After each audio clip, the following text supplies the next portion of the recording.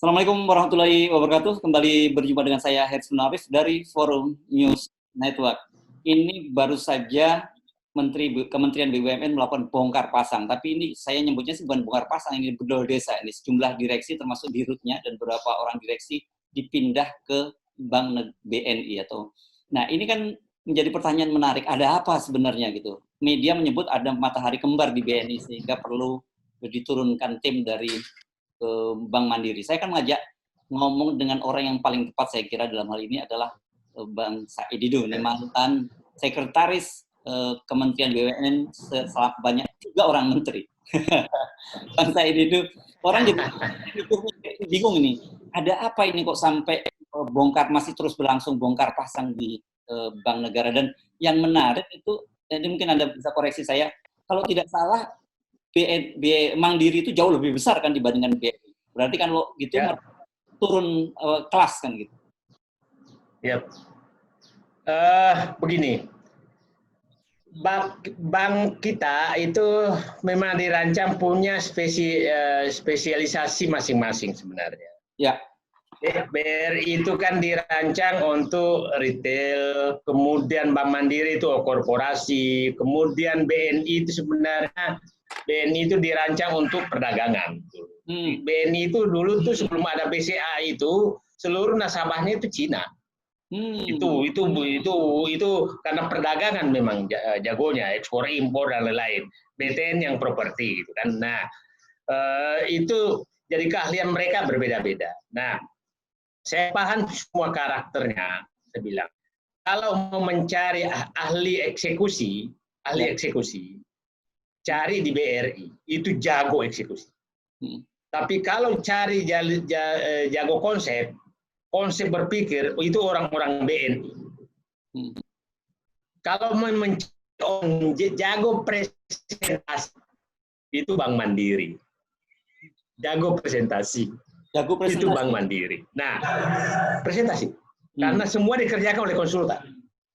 Itu Bank Mandiri itu konsultan semua yang bekerja. Jadi kalau Anda mendengarkan presentasi, jangan terlalu kagum juga. Itu adalah hasil kerjaan konsultan. Ya. Jadi saya dulu kalau melihat, kalau perusahaan sehat, itu pasti bagus presentasinya karena konsultan dibayar. Perusahaan sakit, itu biasanya presentasinya nggak bagus, tapi pasti hasil pemikiran. Itu kira-kira. Oke, kita kembali ke ini. Jadi, pasti tidak salah kalau orang menyatakan bahwa ini terjadi mandirisasi BUMN. Iya.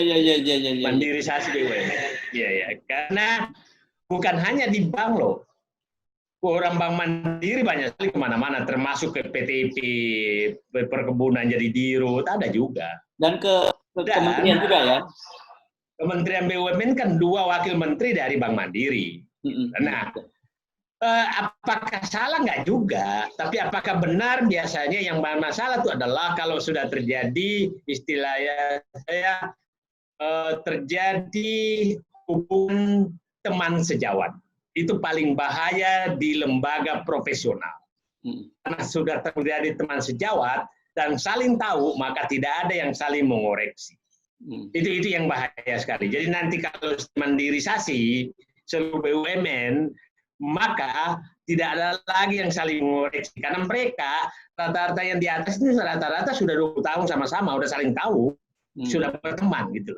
Nah, itu mungkin nanti mudah-mudahan memonya tidak menyatakan lagi dari Wamen, bukan lagi, mudah-mudahan masih berubah kepada yang terhormat Direktur Bank Mandiri, Direktur BNI. Siapa tahu nanti kepada yang terhormat saudara teman sejak itu. Nah, padahal good corporate governance hanya bisa berlaku apabila tidak terjadi hubungan teman sejawat. Itu prinsip sekali. Prinsip sekali. Nah, ini kan kita tahu di Pertamina juga orang Mandiri, di mana-mana Mandiri. Oke. Nah, ya itu yang saya was-was. Sekarang pertanyaannya, kenapa sih kira-kira ya Pak Hesu ya, BRI Bank Mandiri menempatkan orang ke BNI banyak sekali. Biasanya itu tukar-tukar 1-2 biasanya sih, saling belajar gitu. Itu biasanya.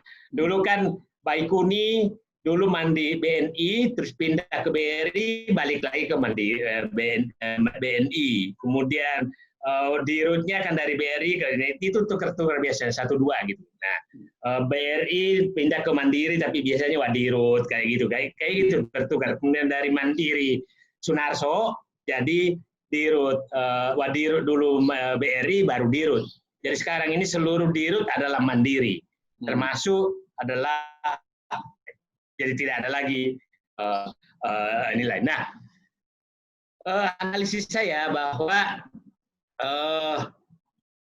yang ini kan pasti Menteri Wamen kan di bawahnya kan, yang itu dibawa langsung. Nah, mungkin ya yang dia kenal adalah itu bahwa itu memang bagus gitu kan. Saya tidak menyatakan ini bagus saja jelek, tapi kita analisis. Nah, tapi yang kira-kira yang ada di belakangnya adalah begini.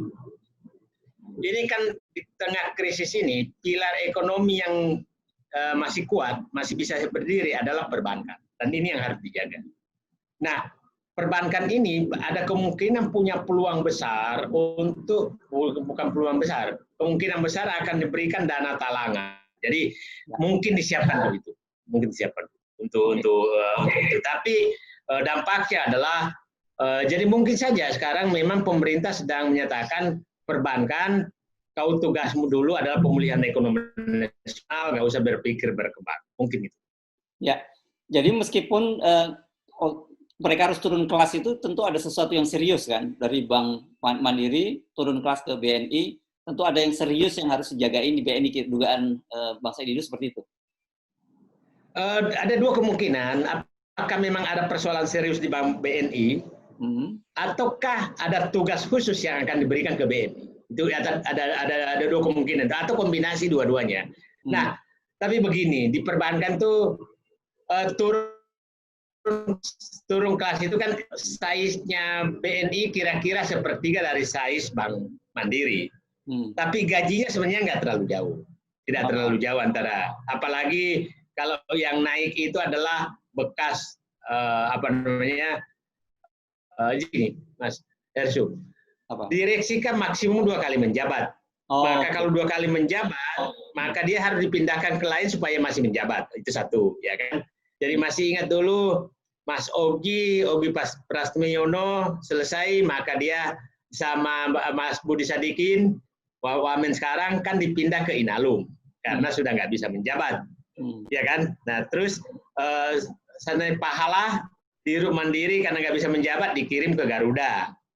Ya kan, nah saya nggak tahu yang diangkat ini siapa tahu memang orang yang sudah habis masa jabatannya, daripada kau sejawat tanda kutip, daripada kau nganggur, maka ku kirim kau ke Bank BNI menjadi direksi. Kalau bekas direksi juga, saya nggak tahu apakah bekas direksi juga di Bank Mandiri. Ya, oke. Tapi seperti Anda sampaikan tadi bahwa ini para banker-banker ini betul-betul menghadapi situasi yang sangat berat dalam beberapa waktu yang akan datang kan? Melihat situasi perekonomian Indonesia saat ini. Saya ingin menduga bahwa ini bank ini mungkin akan dapat tugas dari pemerintah. Mungkin akan dapat tugas. Nah, tapi kita harus tahu sejarah penugasan pemerintah ke BUMN semua membuat BUMN bangkrut. Itu semua. Ya. Jadi tolonglah kalau ada penugasan ke bank janganlah membangkrutkan lagi perbankan. Cukup Pertamina sudah Anda bangkrutkan, PLN Anda bangkrutkan, konstruksi sudah menggap, kereta api di depan mata, Angkasa Pura sudah mulai menerbitkan surat utang karena merugi. Pelabuhan saya dapat informasi sudah di depan mata. Jadi tolonglah jangan berikan penugasan menunggangi BUMN untuk kesuksesan tapi BUMN-nya hancur. Itu nah yang lain sudah dihancurkan, jangan lagi lah perbankan dihancurkan. Ya, karena kalau perbankan itu dampaknya akan sistemik ya. Betul, sangat sistemik, sangat bahaya. Dan ekonomi kita sekarang yang kuat tinggal perbankan, yang lain sih. Nah, orang bertanya kenapa sih ekonomi masih aman-aman saja sekarang itu kan?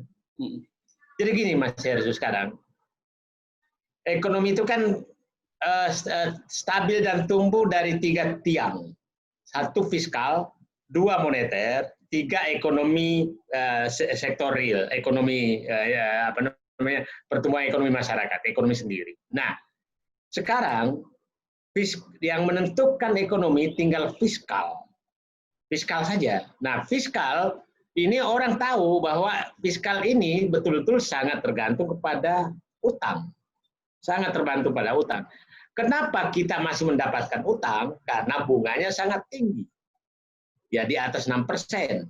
Ya, atas 6%.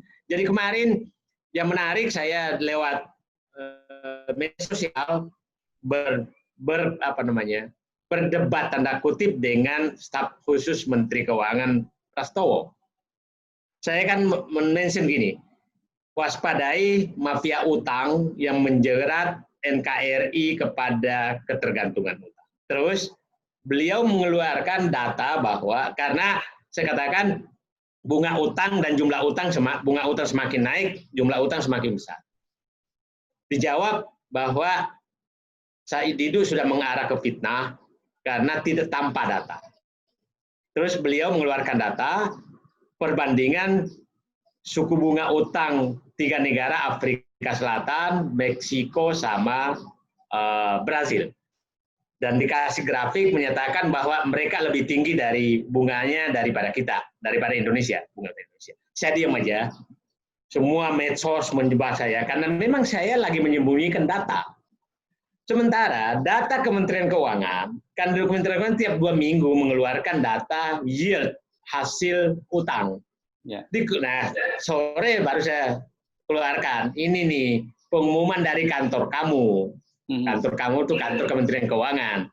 Bahwa bunga utang Indonesia selalu di atas 6%. Itu tertinggi di 10 negara. Jadi, dia bayangkan seorang pejabat negara mencari data ke Brasil dan ke Argentina, Brasil, Meksiko, dan Afrika Selatan, dan melupakan data di kantornya. Nah, itulah saya kenapa saya was-was sekali. Kalau kan berarti ini akan menjadi anak buah Ketua Dewan Moneter. Ya. Ya kan, terjadi perubahan undang-undang BI. Nah, bagaimana saya bisa percaya orang seperti cara kerja seperti itu, bukan orangnya, cara kerja seperti itu. Jadi saya kembali tadi tentang BUMN, saya sih kembali menyatunya banyaknya orang tempatkan dari mandiri ke BUMN lain. Kemungkinan pertama adalah memang terjadi mandirisasi karena wamennya dua-dua dari bank. Yang kedua bahwa kemungkinan pemerintah menyiapkan penugasan khusus kepada perbankan setelah sukses menunggangi BUMN, Pertamina, PLN, konstruksi, dan lain-lain menunggangi demi kekuasaan. Nah, ini BUMN ini mau ditunggangi juga, kira-kira itu analisis saya, mudah-mudahan saya salah. Baik, terima kasih. Saya sih beberapa kali kalau ngobrol sama Anda, saya berharap semua analisis Anda salah, gitu, karena konsekuensi dari benarnya analisis Anda itu berbahaya buat kita semua.